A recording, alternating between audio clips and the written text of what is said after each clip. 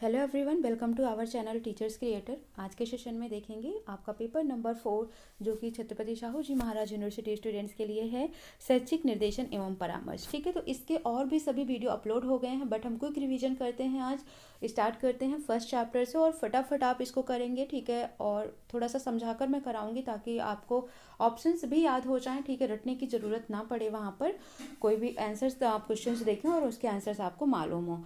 Okay, so start करते हैं sessions को। बट इससे पहले आप चैनल पर नए हैं तो सब्सक्राइब कर लें, और बाकी शेयर और लाइक तो कंपलसरी है आपके लिए। ठीक है, तो अगर आपको वीडियो पसंद आता है तो कर ही दीजिएगा।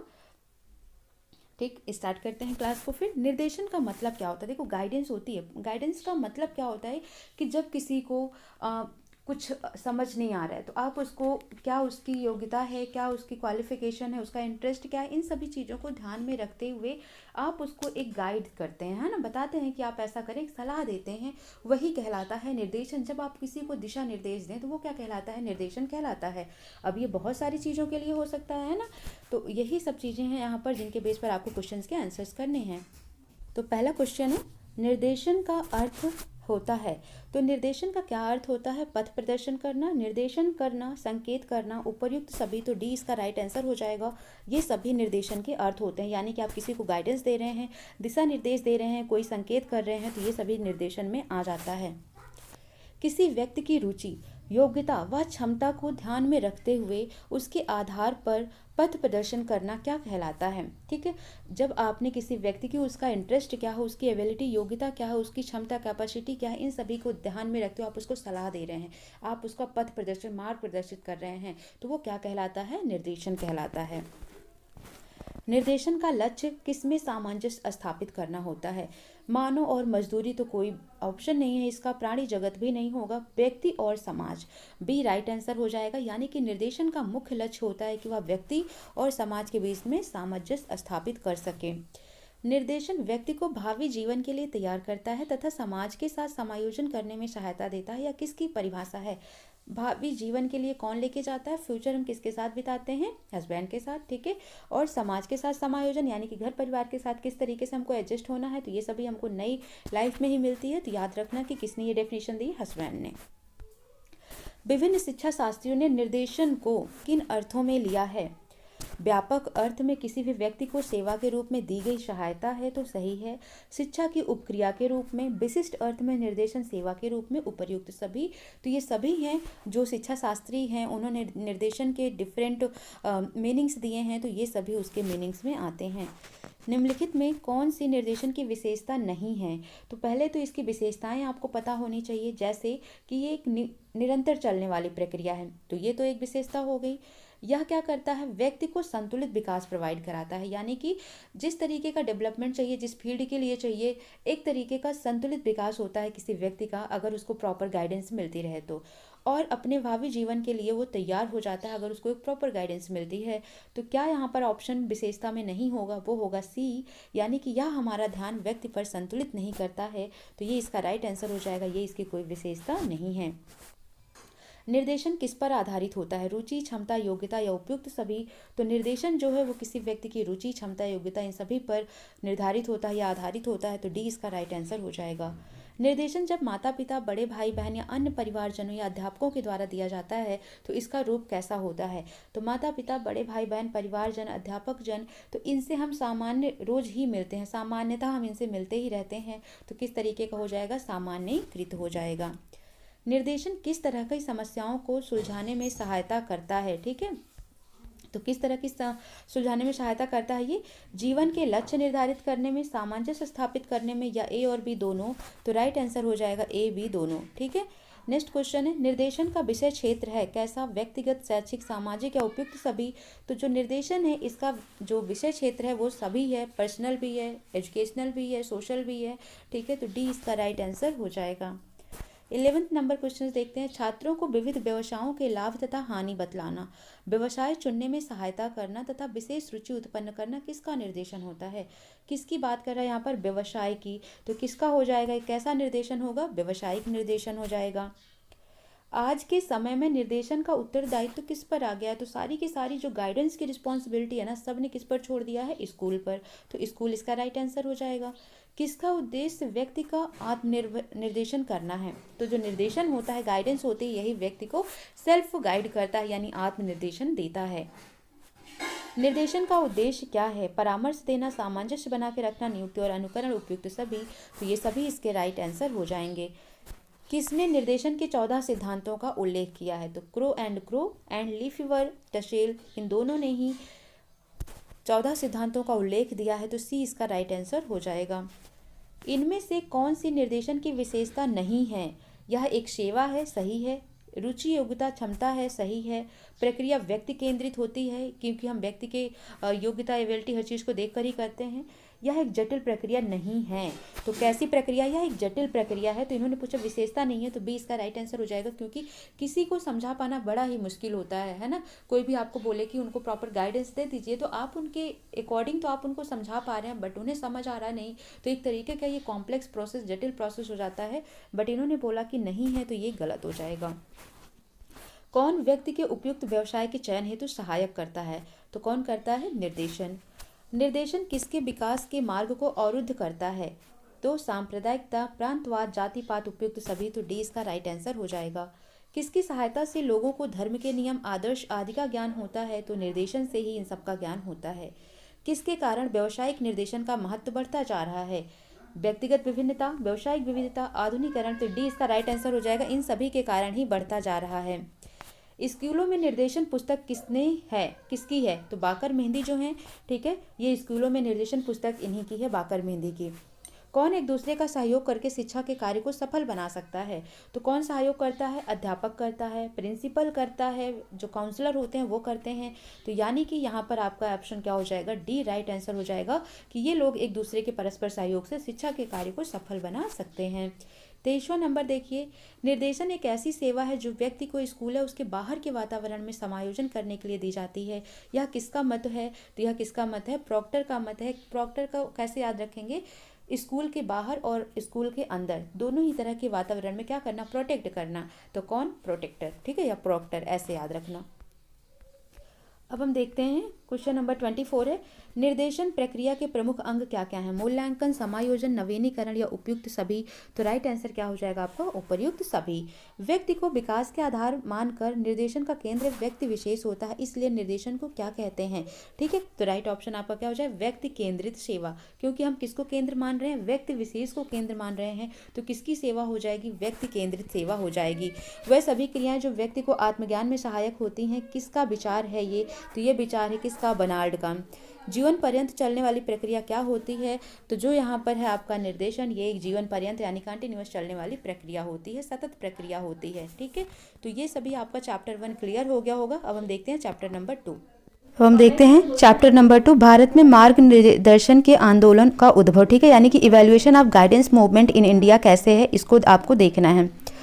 मुद्रण कला के आविष्कार तथा पुस्तकों के प्रचलन ने मानव जीवन में क्या ला दिया है? ठीक है, तो यहाँ पर आपका राइट आंसर क्या हो जाएगा? क्रांति। यानी कि जो मुद्रण कला है इसका आविष्कार और पुस्तक का जो प्रचलन आ गया, ये मानव जीवन में क्रांति ला दिया है। किसने यह सिद्ध कर दिया कि प्रत्येक बालक अपनी कुछ क्षमता, रुचियां, रुझान व गुण रखता है? ठीक है, किसने यहाँ सिद्ध किया है कि प्रत्येक बालक अपनी कुछ क्षमताएं होती हैं, उसकी कुछ रुचियां होती हैं, कुछ रुझान होता है व कुछ उसके गुण होते हैं, क्वालिटी होते हैं। तो यह किसने सिद्ध किया है? तो यह मनोविज्ञान ने सिद्ध किया है। किसके अनुसार बालक को शिक्षा प्रदान की जाएगी? तो बालक का सर्वांगीण विकास होता है। तो किसके अनुसार करना चाहिए? उसकी क्षमता क्या है यह ध्यान में रखते हुए, उसका रुचि किस में है यह ध्यान रखते हुए, उसका रुझान किस तरफ है यह ध्यान रखते हुए। तो इन सभी बातों को ध्यान में रखते हुए जब हम बालक को शिक्षा प्रदान करें तो उसका ओवरऑल डेवलपमेंट होता है। तो डी इसका राइट आंसर हो जाएगा। क्वेश्चन नंबर 4 देखते हैं, भारत में निर्देशन से परिचित कराने का श्रेय किसको जाता है? तो भारत में निर्देशन से परिचित कराने का श्रेय जाता है सोहनलाल को और सैयदेन को। तो याद रखना सी इसका राइट ऑप्शन होगा। निर्देशन का कार्य हमारे देश में अभी भी है, शैशवावस्था में, अंतिम अवस्था में, प्रौढ़ावस्था में या कोई नहीं। तो राइट आंसर आपका हो जाएगा यहाँ पर शैशवावस्था में निर्देशन का कार्य हमारे देश में अभी है। किस जगत में निर्देशन की आवश्यकता अधिक अनुभव की गई है? तो किस जगत में? औद्योगिक, व्यावसायिक, राजनैतिक या गोपनीय। तो याद रखना जो व्यावसायिक है, बिजनेस फील्ड होता है, इसमें गाइडेंस की बहुत ज़्यादा ही आवश्यकता होती है। बी इसका राइट आंसर हो जाएगा, इसलिए ट्रेनिंग वगैरह दी जाती है। 7वां नंबर क्वेश्चन देखेंगे, भारत में भी निर्देशन सर्वप्रथम किस शाखा से प्रारंभ हुआ है? तो भारत में जो निर्देशन है वो व्यावसायिक शाखा से ही प्रारंभ हुआ है। भारत की कोलकाता यूनिवर्सिटी में किस सन में व्यावसायिक मनोविज्ञान की शाखा खोली गई थी? ठीक है, तो किस में खोली गई थी? 1915 में। 1938 में स्थापित व्यावसायिक निर्देशन की शाखा के अध्यक्ष कौन थे? तो कौन थे? श्री GS बोस। तो अभी यहाँ पर याद रखना कि भारत में सर्वप्रथम किस शाखा का प्रारंभ हुआ? तो व्यावसायिक शाखा से ही निर्देशन प्रारंभ हुआ, बिजनेस वगैरह से। ठीक है, किस यूनिवर्सिटी ने? कोलकाता यूनिवर्सिटी ने। किस सन में? 1915 में। ठीक है, और 1938 में व्यावसायिक निर्देशन की शाखा के अध्यक्ष कौन थे? तो GS बोस थे। ठीक है, ये आपको क्वेश्चन से याद रखना है व्यावसायिक निर्देशन से। अखिल भारतीय निर्देशन कार्यालय भवन की स्थापना किस वर्ष की गई थी? तो राइट आंसर आपका हो जाएगा यहाँ पर 1960। तो इसका राइट आंसर हो जाएगा 1960। किस उद्देश्य देश की माध्यमिक शिक्षा की प्रगति को जांचना तथा गति का अध्ययन करना एवं क्षेत्र से संबंधित संस्थाओं को प्रोत्साहन देना होता है? राइट ऑप्शन आपका हो जाएगा अखिल भारतीय निर्देशन कार्यालय, जिसकी स्थापना कब हुई थी? 1960 में हुई थी। और इसका मेन काम क्या होता है, उद्देश्य क्या होता है? यह जो देश की माध्यमिक शिक्षा है उसकी प्रगति कितनी है उसकी जाँच करता रहे, उसकी गति का अध्ययन करता रहे, क्षेत्र में संबंधित संस्थाओं को प्रोत्साहन देता रहे, ये सभी कार्य होता है अखिल भारतीय निर्देशन कार्यालय का। किस सन में निर्देशन आंदोलन का स्वरूप अखिल भारतीय हो गया? तो किस सन में हुआ था ये? 1964 में। 1957 में किस राज्य में निर्देशन ब्यूरो की स्थापना की गई थी? तो असम, आंध्र प्रदेश, मैसूर और केरल। तो सी राइट आंसर हो जाएगा। इन 4 जगहों पर निर्देशन ब्यूरो की स्थापना हुई थी, यानी असम में, आंध्र प्रदेश में, मैसूर और केरल में। राष्ट्रीय बेरोजगार विभाग में निर्देशन किस वर्ष प्रारंभ हुआ था? तो राष्ट्रीय बेरोजगार विभाग में निर्देशन जो है वो 1957 में ही प्रारंभ हुआ था। तो याद रखना यहाँ पर निर्देशन ब्यूरो की स्थापना 1957 में हुई थी और उसी समय राष्ट्रीय बेरोजगार विभाग का भी प्रारंभ हुआ था। किस योजना में व्यावसायिक निर्देशन तथा सेवा सलाहकार विभाग को राष्ट्रीय सेवा सलाहकार के अंतर्गत कर दिया गया था? तो किसमें किया गया था? द्वितीय पंचवर्षीय योजना के अंतर्गत जो व्यावसायिक निर्देशन था और सेवा सलाहकार विभाग था, इसको राष्ट्रीय सेवा सलाहकार के अंतर्गत कर दिया गया था। किसको प्रत्येक राज्य में कैरियर मास्टरों के प्रशिक्षण केंद्र स्थापित करने चाहिए? तो किसको करने चाहिए? केंद्र को करने चाहिए। भारत में निर्देशन का प्रारंभ अपनी किस अवस्था में है? तो भारत में निर्देशन का प्रारंभ जो है वो भी शिशु अवस्था में, यानी कि शैशवावस्था में है। प्रशिक्षण निर्देशन का कार्य किन व्यक्तियों द्वारा संपन्न किया जाता है? तो अत्यंत योग्य, प्रशिक्षित, धैर्यशील। तो इन सभी के कारण ही जो निर्देशन का कार्य है वो संपन्न किया जाता है। तो उक्त सभी इसका राइट आंसर हो जाएगा। नाउ 19 नंबर क्वेश्चंस देखते हैं। निर्देशन के संबंध में किस राज्य में कैरियर मास्टर का प्रशिक्षण दिया जाने लगा है? तो कहां पर दिया जाने लगा है? पश्चिम बंगाल में। भारत में निर्देशन की समस्या क्या है? एक राष्ट्र का अभाव, विद्यालय में पाठ्यक्रम, शिक्षकों के पर अति कार्यभार। तो ये सभी हैं। ठीक है, डी इसका राइट ऑप्शन हो जाएगा। क्या क्या भारत में निर्देशन की समस्या है ये मैंने पहली दूसरी वीडियो में बना रखा है, आप वहां पर देख लेंगे। ठीक है, निर्देशन क्या चाहती है? क्रिया, भ्रम, बुद्धि, धन या उपयुक्त सभी। तो राइट ऑप्शन आपका हो जाएगा उपयुक्त सभी। भारत है अर्ध विकसित, पूर्व विकसित, विकासशील या इनमें से कोई नहीं? तो आप सभी को पता है कि भारत कैसा है? अर्ध विकसित है। राज्य शैक्षिक अनुसंधान एवं प्रशिक्षण संस्थान राजस्थान की स्थापना किस वर्ष हुई थी? तो ये हुई थी 17 अक्टूबर 1978 में। SCERT, ठीक है, जैसे NCERT होता है वो नेशनल होता है, ये स्टेट लेवल का होता है। तो SCERT की स्थापना कहाँ हुई थी? तो कहाँ पर हुई थी? सबसे पहले उदयपुर में हुई थी। तृतीय योजना के अंत तक संपूर्ण देश के लगभग कितने माध्यमिक विद्यालयों में निर्देशन सेवा दी जाने लगी थी? तृतीय योजना यानी कि जो आपका तृतीय प्लानिंग कमीशन था उसके बाद बोला जा रहा है यहाँ पर। तो आपका राइट आंसर हो जाएगा 3000। तृतीय योजना के अंत तक तो 3000 याद रखना। किसने शिक्षा एवं व्यावसायिक निर्देशन का विस्तार किया था? माध्यमिक शिक्षा आयोग ने, व्यावसायिक निर्देशन ब्यूरो ने, मनोविज्ञान निर्देशन ब्यूरो ने, इनमें से कोई नहीं। तो राइट ऑप्शन हो जाएगा आपका माध्यमिक शिक्षा आयोग ने शिक्षा एवं व्यावसायिक निर्देशन का विस्तार किया था। बम्बई में निर्देशन ब्यूरो की अलग स्थापना किस सन में की गई थी? तो बम्बई में निर्देशन ब्यूरो की अलग स्थापना की गई थी 1952 में। इस तरीके से हमने चैप्टर 2 को भी फिनिश किया और चैप्टर 3 भी हम देख लेते हैं। ठीक है, तो चैप्टर 3 हमारा क्या है? निर्देशन के प्रकार, शैक्षिक, व्यावसायिक तथा व्यक्तिगत। यानी कि निर्देशन कितने प्रकार के होते हैं? 3 प्रकार के, एजुकेशनल, वोकेशनल एंड पर्सनल। ठीक है, तो यहाँ पर गाइडेंस के प्रकार के ही बेस पर हम क्वेश्चंस को करेंगे। अभी यहाँ पर देखो, जो एजुकेशनल है ये शैक्षिक है, ठीक है, शैक्षिक यानी शिक्षा के क्षेत्र में हो जाएगा, व्यवसाय के क्षेत्र में हो जाएगा, या व्यक्तिगत यानी खुद का पर्सनल हो जाएगा। तो इसी के आधार पर क्वेश्चंस होंगे जिनके आंसर्स आपको बहुत ही आसानी से मिल जाने वाले हैं। व्यक्ति को शैक्षिक निर्देशन प्रदान करने का मुख्य उद्देश्य समुचित कार्यक्रम में चुनाव तथा उसमें प्रगति करने में सहायता देना है। यह किस विद्वान का कथन है? तो ये किसका है? रूथ स्ट्रैंग का। कैसे याद रखोगे? व्यक्ति को शैक्षिक निर्देशन प्रदान करने का मुख्य उद्देश्य समुचित कार्यक्रम के चुनाव तथा उसमें प्रगति करने में सहायता देता है, ठीक है। तो यानी कि उसके रूट को क्या करना है? उसके रूट को मजबूत करना है, स्ट्रांग करना है, तो रूथ स्ट्रैंग हो जाएगा, ठीक है। शैक्षिक निर्देशन से क्या होता है? व्यक्ति का उद्देश्य, जो व्यक्ति होता है उसका पूरी तरीके से डेवलपमेंट होता है, प्रगति होती है ना, उसका रूट मजबूत होता है, तो रूट स्ट्रांग होता है, तो रूट स्ट्रैंग याद रखना। किसके उद्देश्य समाज और व्यक्ति की आवश्यकता अनुसार निर्धारित किए जाते हैं? तो किसके उद्देश्य निर्धारित किए जाते हैं? शिक्षा के जो उद्देश्य हैं वो समाज और व्यक्ति की आवश्यकता अनुसार ही निर्धारित किए जाते हैं।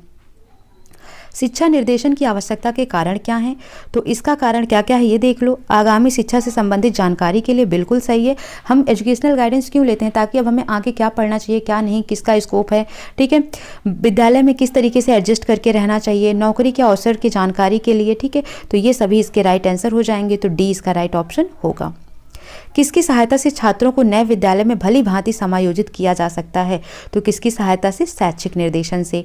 छात्रों को पढ़ाया जाने वाला विषय है विज्ञान, कला, कंप्यूटर और व्यावसायिक क्षेत्र, वाणिज्यिक, तकनीकी या उपयुक्त सभी। तो राइट ऑप्शन आपका हो जाएगा डी, यानी कि ये सभी छात्र को पढ़ाया जाने वाला विषय है।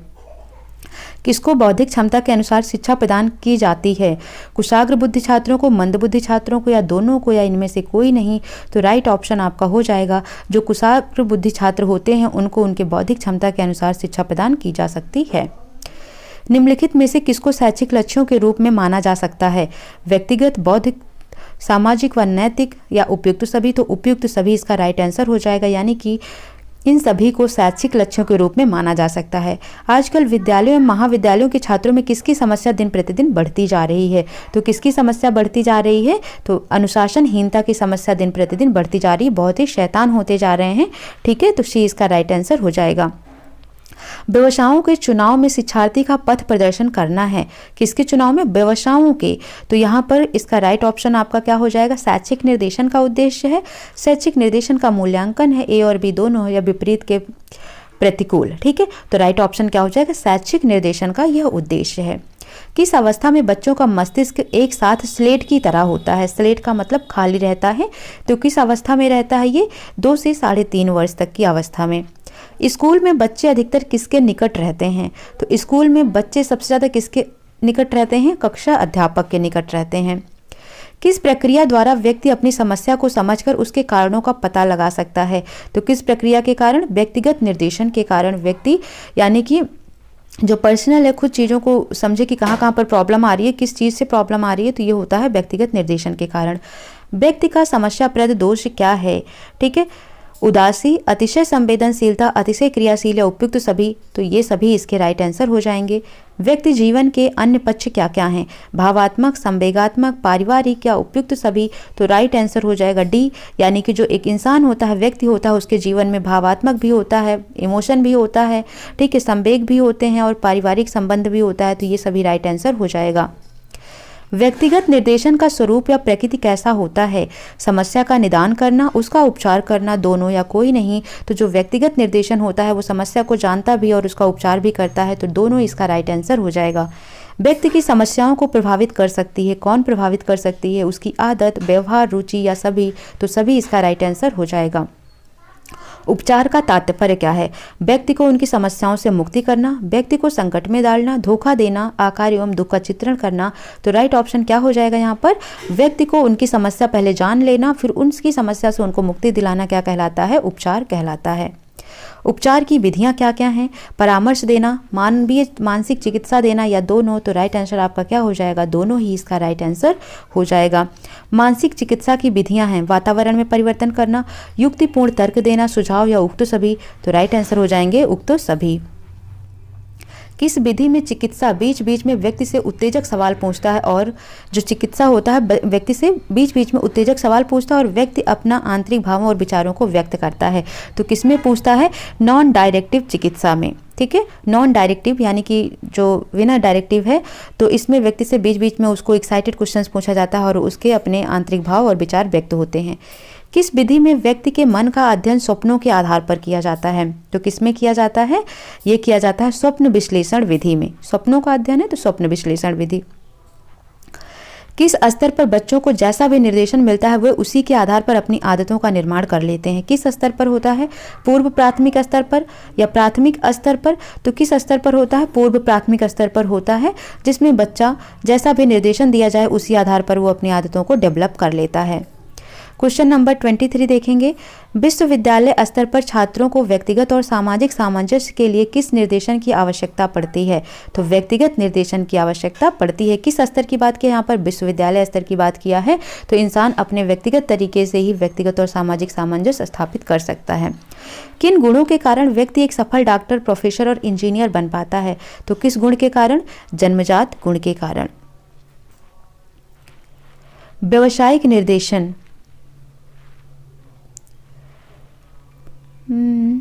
किन गुणों के कारण व्यक्ति एक सफल डॉक्टर, प्रोफेसर और इंजीनियर बन पाता है? तो देख लेना, इसमें शैक्षणिक भी हो सकता है। ठीक है, यानी कि उसकी शैक्षणिक क्वालिटी अच्छी होती है तो डॉक्टर, प्रोफेसर और इंजीनियर बन सकता है। ठीक है, तो आप लोग ऑप्शन, ठीक है, ए और डी है, कमेंट करके आप बताइएगा। वैसे ठीक है, 50-50 है। व्यावसायिक निर्देशन का प्रयोग सबसे पहले किस सन में हुआ था? तो व्यावसायिक निर्देशन का प्रयोग सबसे पहले कब हुआ था? 1908 में, यानी कि 1908 में हुआ था। व्यावसायिक निर्देशन की परिभाषा देने वाले विशेषज्ञ कौन थे? तो मायर्स भी थे, रॉबर्ट्स भी थे, क्रो एंड क्रो थे। तो ये सभी इसका राइट आंसर हो जाएगा।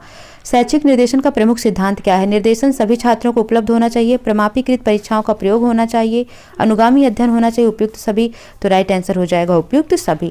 ठीक है, तो ये सभी शैक्षिक निर्देशन के सिद्धांत होते हैं। तो आई होप आपको ये चैप्टर 3 तक के क्वेश्चन आंसर्स मिल गए हैं। इसके बाद के सभी वीडियोज अपलोड हैं, आप वहाँ पर देखिए। कोई डाउट आता है तो मैं फिर से डिस्कस कर दूंगी, बट आपका कल ही पेपर है और मैंने सभी वीडियो अपलोड कर रखी है। ये वीडियो मैंने अपलोड नहीं करी थी, ठीक है, तो क्विक रिवीजन करा दिया आपको एक तरीके से। तो चैप्टर 1 to चैप्टर 3 मैंने इसमें अपलोड कर दिया, बाकी चैप्टर 4 से आपके आगे के वीडियोज में है, तो आप वहां से देख लीजिए और अपना प्यार और सपोर्ट ऐसे ही बनाए रखिए। मिलते हैं नेक्स्ट सेशन में। और हाँ, आपको पेपर 1 करवाना है या नहीं, आप इसको कमेंट सेक्शन में प्लीज़ लिख दीजिएगा ताकि मैं आपका पेपर 1 भी स्टार्ट कर दूँ। ठीक है, सो मिलते हैं नेक्स्ट सेशन में। Thank you for watching.